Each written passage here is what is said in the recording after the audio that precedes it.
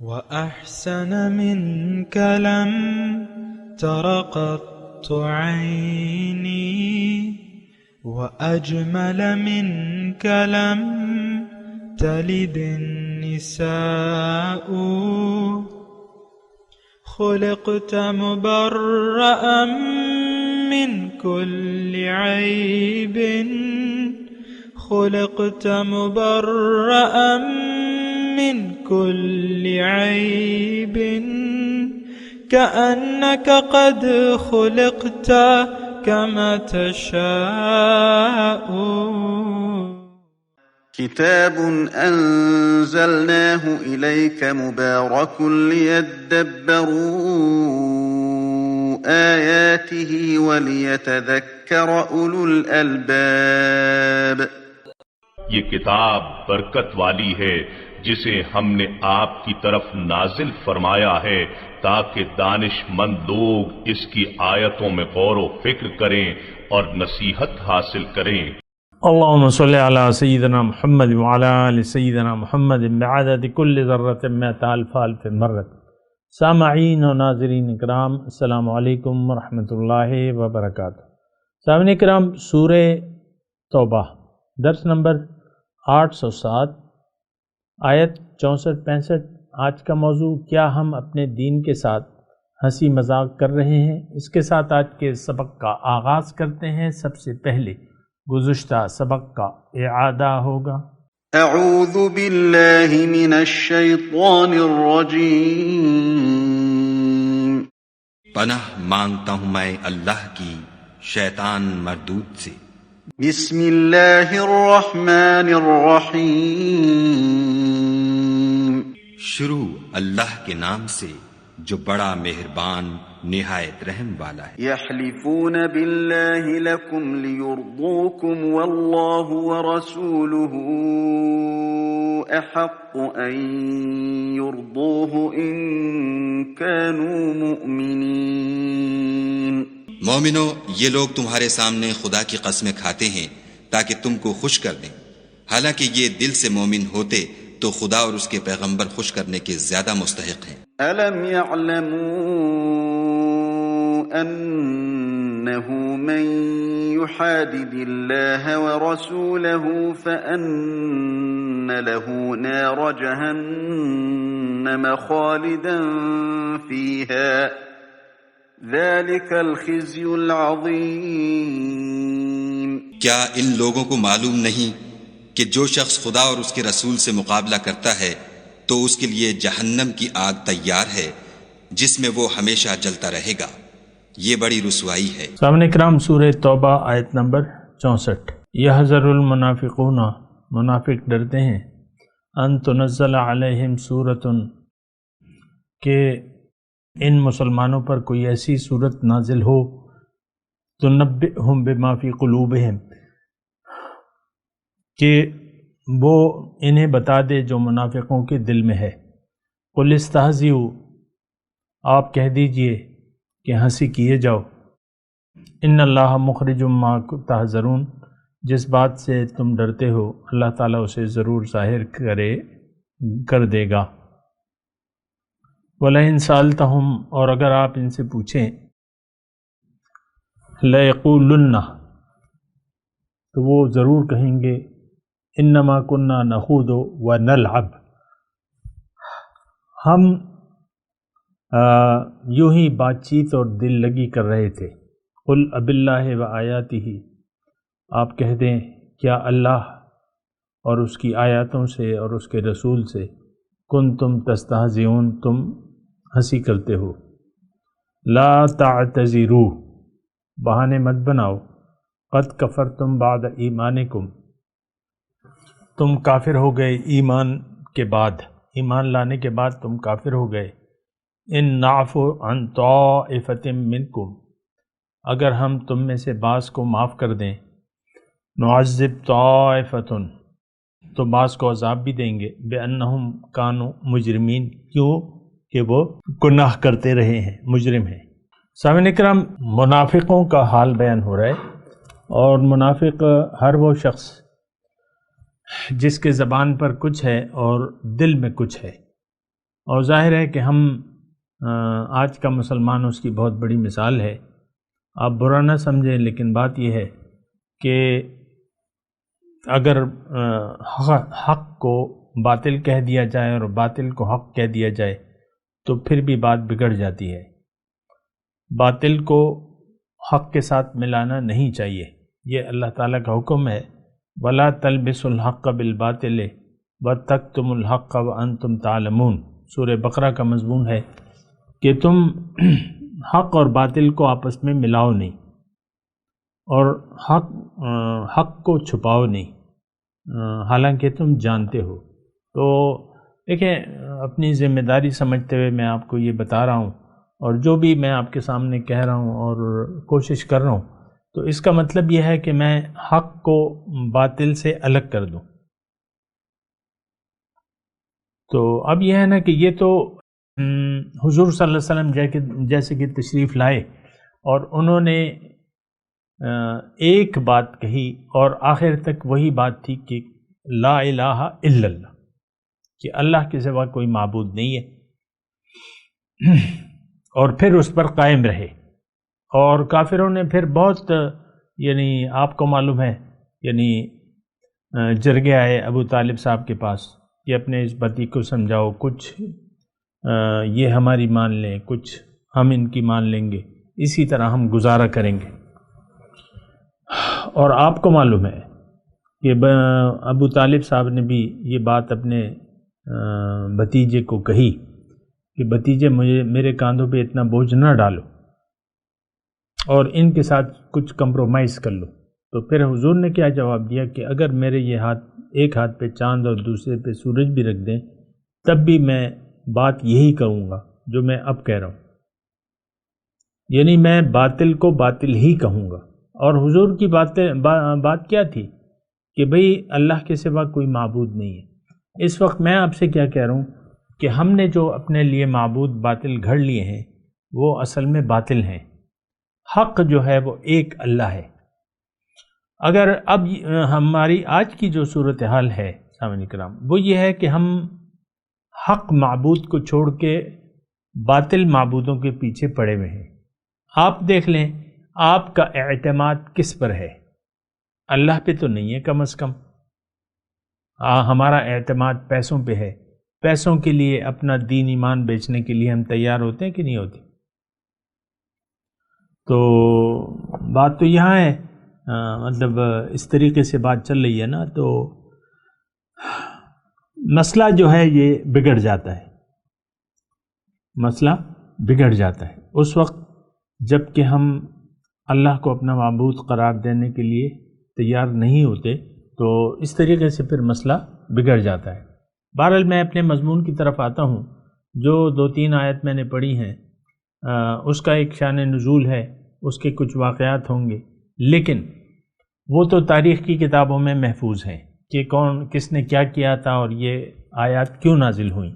لیکن بات یہ ہے کہ ہم تو آج چونکہ وحی کا نزول نہیں ہو رہا، آیت نمبر 64 تو جب نازل ہوئی تو اس وقت وحی کا نزول ہو رہا تھا، تو یہ منافق ڈرتے تھے. یحذر المنافقون ان تنزل علیہم سورۃ تنبئ بما فی قلوبہم، کہ بھئی یہ اللہ تعالیٰ تو اپنے نبی کو باتیں بتا دیتا ہے، لیکن اس کے باوجود کہ وہ اس بات سے ڈرتے تھے اور ان کا یقین تھا یہ کہ اللہ کے نبی ہیں، جیسے کہ ہمارا ہے یقین، لیکن ہم نبی پر ایمان لانے کے لیے تیار نہیں ہیں، اس طرح وہ بھی تیار نہیں تھے. تو یہاں کہا جا رہا ہے قل استہزئوا، تم ٹھیک ہے مذاق اڑاتے رہو، ہنسی کرتے رہو، لیکن تو جس بات سے تم ڈر رہے ہو وہ تم پر ضرور تمہارے سامنے آئے گی، یعنی اللہ تعالیٰ بتائے گا. اور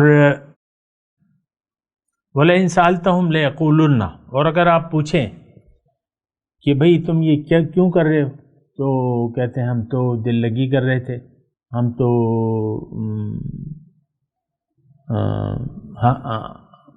یعنی نخوض کہتے ہیں، خوض کہتے ہیں شغل. ذرہم فی خوضہم یلعبون دوسری جگہ ہے، ان کو چھوڑ دیں کہ اپنے شغل میں یہ کھیلتے رہیں. یہاں بھی پہلے تو اس کا لفظ ہے کہ انما نخوض و نلعب،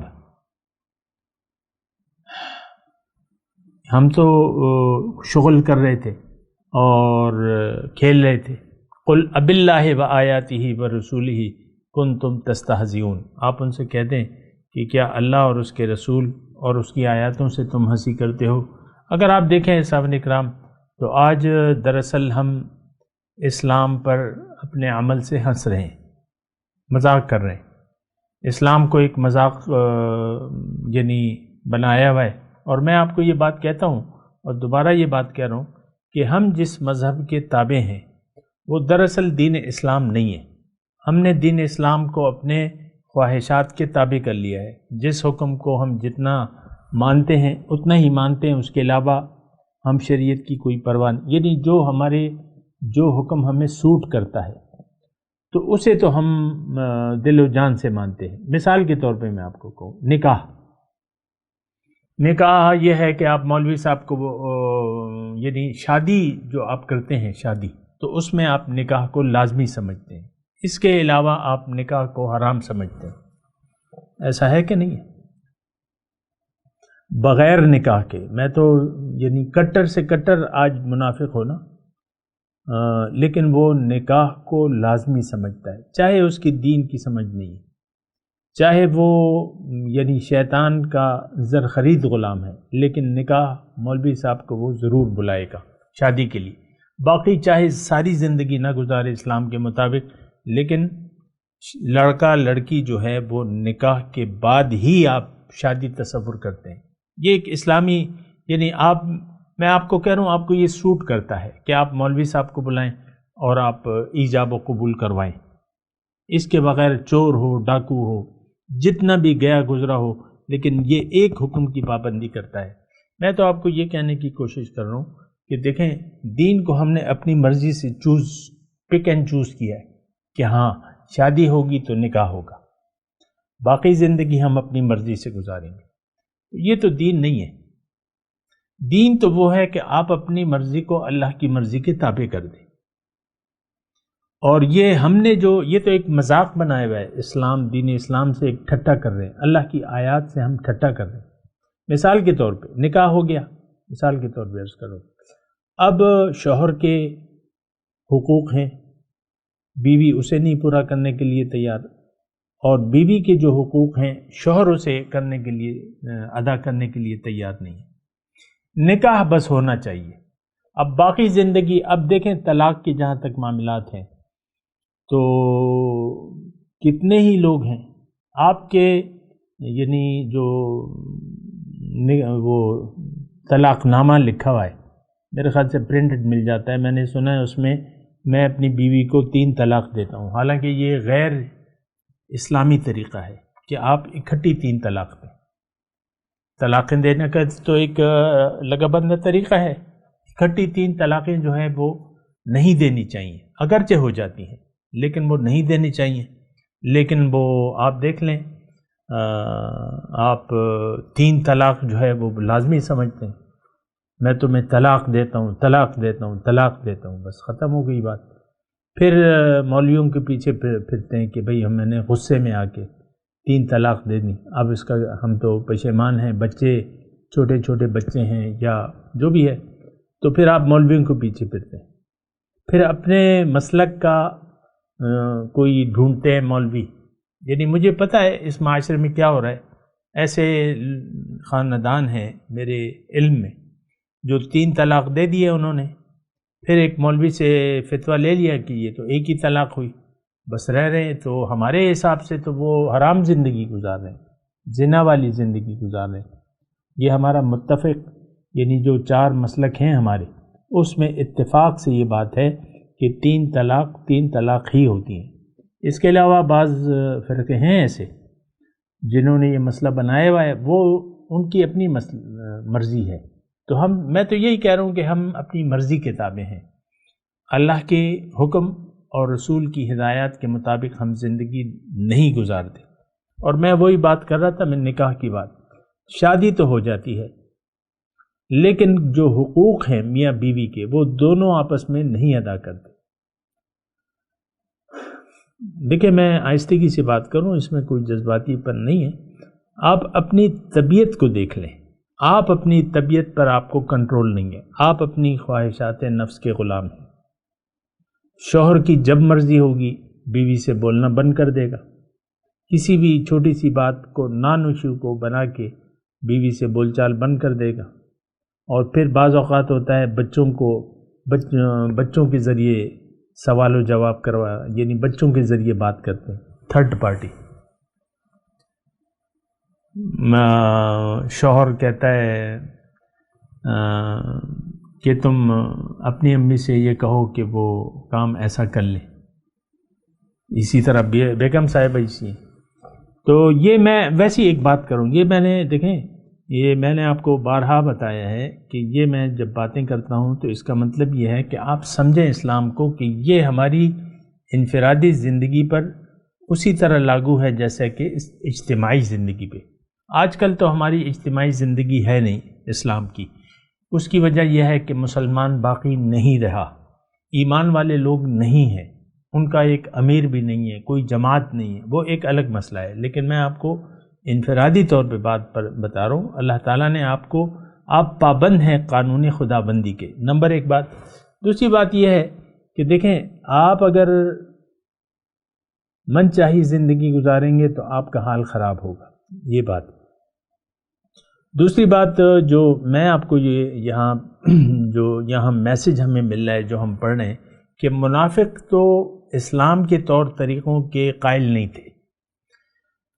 مسلمان وہ ہو گئے تھے مجبوراً اس وقت کے. ہم تو جدی پشتی مسلمان ہیں، ہم تو بس بائی برتھ مسلمان ہیں. ہم نے کبھی، آپ مجھے اپنی تاریخ اسلام لانے کی تاریخ نہیں بتا سکتے کہ آپ نے مثال کے طور پہ آپ کی 60 سال یا 50 سال عمر ہے، آپ مجھے یہ کہہ سکیں جب میں بالغ ہوا میں نے اسلام پر غور و فکر کیا اور اللہ تعالیٰ مجھے اپنی طرف بلا رہا ہے، اللہ تعالیٰ کے رسول نے مجھے دعوت دی ہے کہ اللہ کو منزل بنا لو اور اللہ کے راستے پر چلنے کا، اور اپنے مال و جان کو اللہ کے حوالے کر دو. تو پھر آپ کہیں آپ کی کتابوں میں یہ تاریخ نہیں ہے کہ بھئی 6 اگست 1960 کو میں بالغ ہوا اور سن 61 میں نے ایمان قبول کر لیا، اللہ کو منزل بنا لیا اور اللہ کے راستے پر چلنے کا عزم کر لیا. مقامی طور پہ میں نے ایک رہنما کو اپنے لیے متعین کر لیا اور اب میری زندگی اللہ کے لیے وقف ہے. میرا مال و جان اصل میں اللہ کا ہے.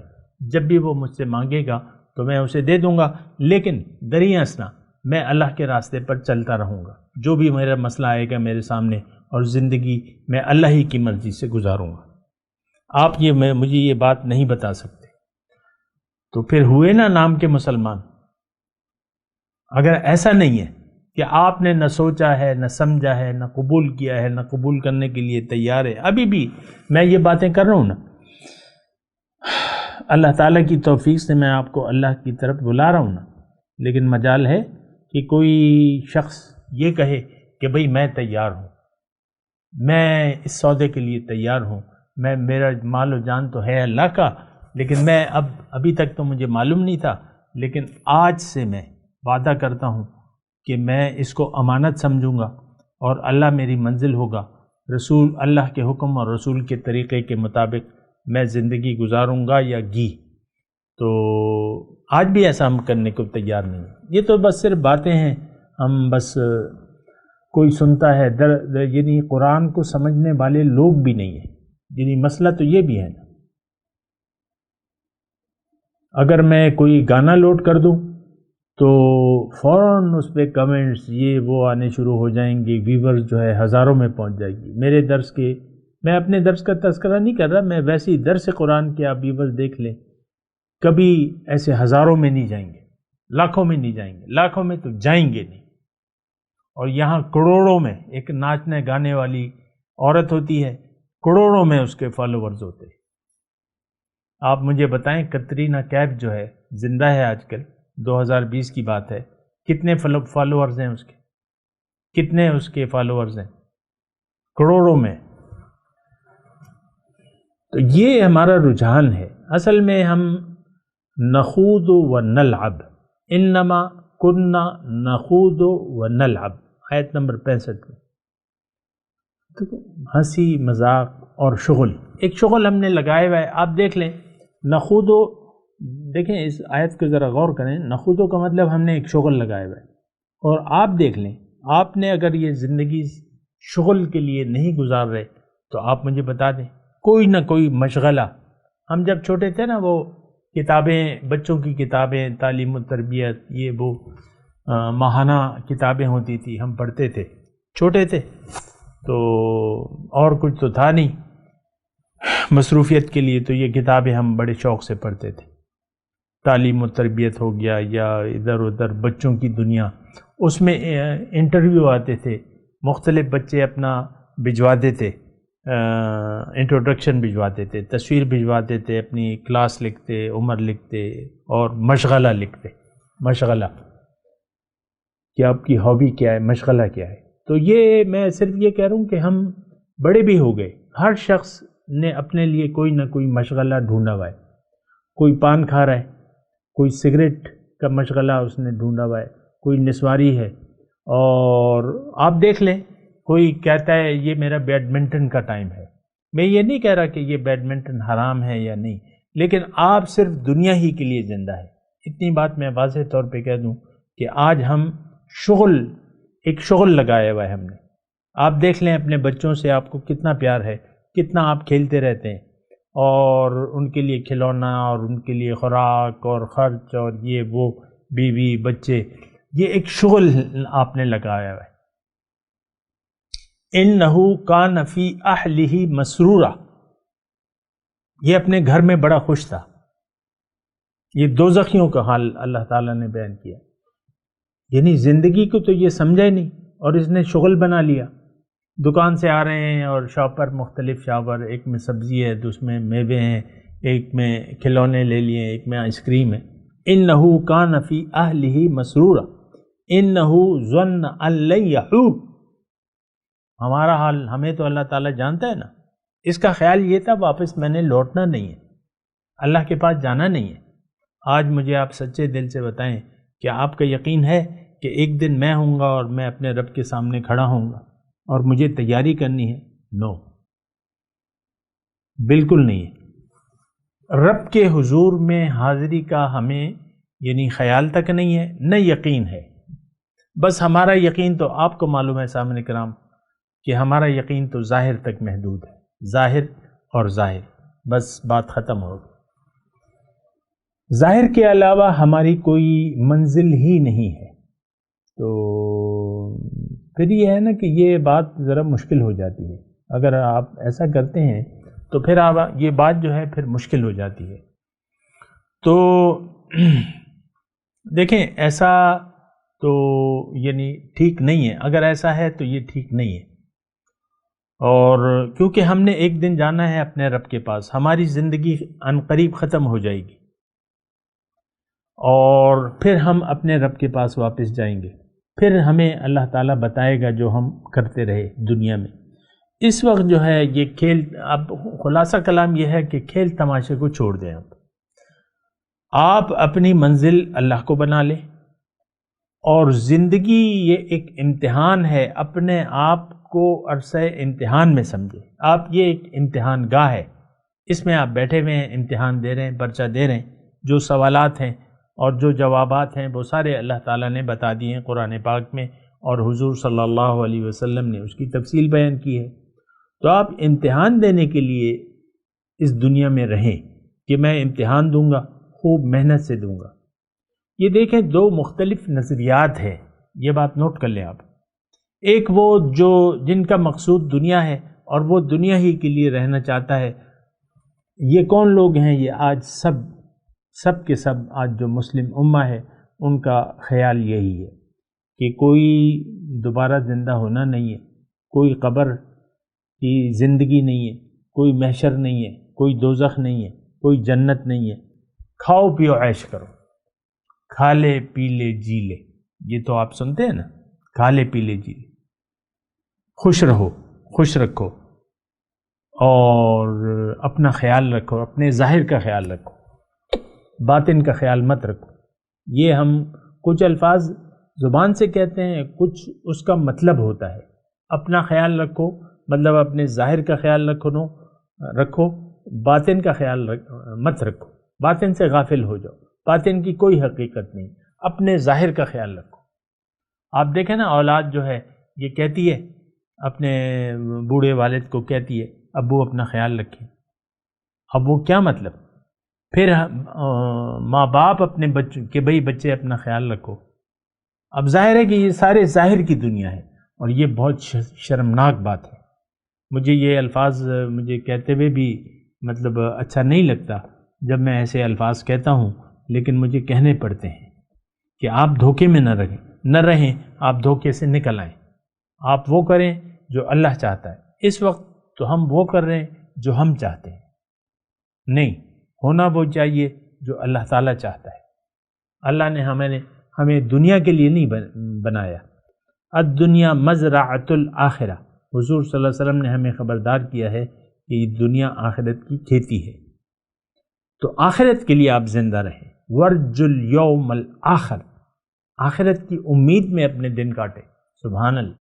پھر کیا کہنے، آپ کے جو مزے ہوں گے، تو پھر ظاہر ہے کہ یہ سب کچھ آپ کو پھر یاد آئے گا کہ یار قدمت لحیاتی، وہ ہے نا، یقول یا لیتنی قدمت لحیاتی، سورہ فجر میں ہے یہ، کہ کاش میں آخرت کے لیے کچھ کر لیتا۔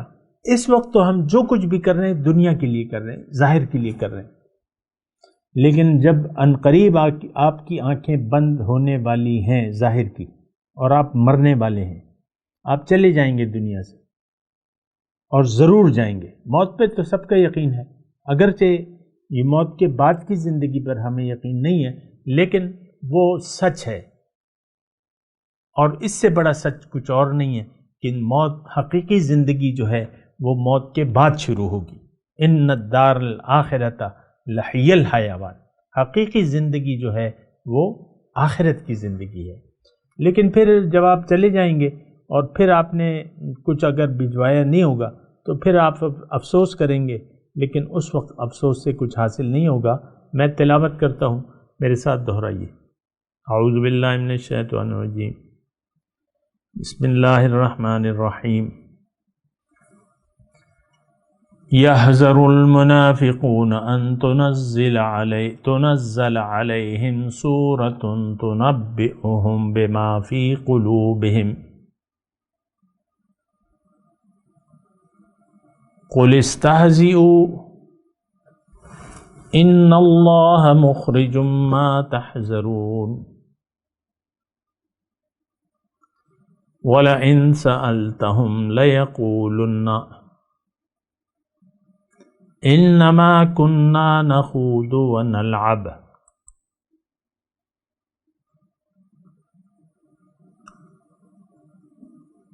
قل أبالله وآياته ورسوله كنتم تستهزئون۔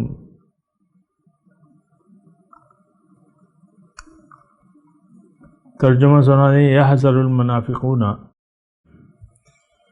یہ منافق ڈر رہے ہیں، ان تنزل علیہم سورۃ،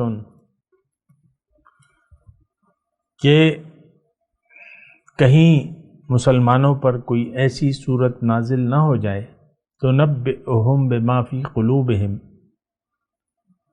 جو ان کے دلوں کے بید کھول کر رکھ دے۔ قل استہزئوا،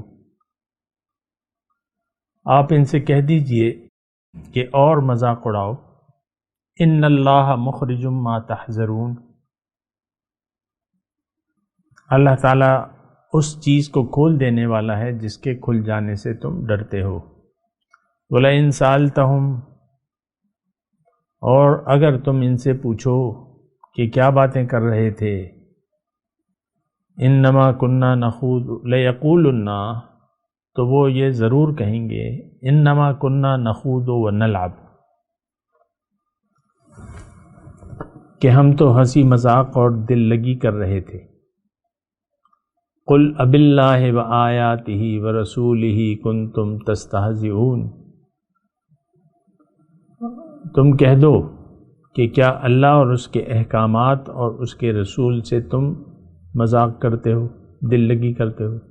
اب ان آیت کی تلاوت اور ترجمہ سنتے ہیں۔ اعوذ باللہ من الشیطان الرجیم۔ پناہ مانگتا ہوں میں اللہ کی شیطان مردود سے۔ بسم اللہ الرحمن الرحیم۔ شروع اللہ کے نام سے جو بڑا مہربان نہایت رحم والا ہے۔ يحذر المنافقون أن تنزل عليهم سورة تنبئهم بما في قلوبهم قل استهزئوا إن الله مخرج ما تحذرون۔ منافق ڈرتے رہتے ہیں کہ ان کے پیغمبر پر کہیں کوئی ایسی صورت نہ اتر آئے کہ ان کے دل کی باتوں کو ان مسلمانوں پر ظاہر کر دے۔ کہہ دو کہ ہنسی کیے جاؤ، جس بات سے تم ڈرتے ہو خدا اس کو ضرور ظاہر کر دے گا۔ وَلَئِن سَأَلْتَهُمْ لَيَقُولُنَّ إِنَّمَا كُنَّا نَخُوضُ وَنَلْعَبُ قُلْ أَبِاللَّهِ وَآيَاتِهِ وَرَسُولِهِ كُنتُمْ تَسْتَهْزِئُونَ۔ اور اگر تم ان سے اس بارے میں دریافت کرو تو کہیں گے کہ ہم تو یوں ہی بات چیت اور دل لگی کرتے تھے۔ کہو کیا تم خدا اور اس کی آیتوں اور اس کے رسول سے ہنسی کرتے تھے؟ سامعین کرام، اس کے ساتھ آج کے درس کا وقت اختتام کو پہنچا۔ اگلے درس میں انشاءاللہ ملاقات ہوگی۔ وآخر دعوانا ان الحمدللہ رب العالمین۔ مولایا صلی وسلم دائما ابدا علی حبیبک خیر الخلق کلہم۔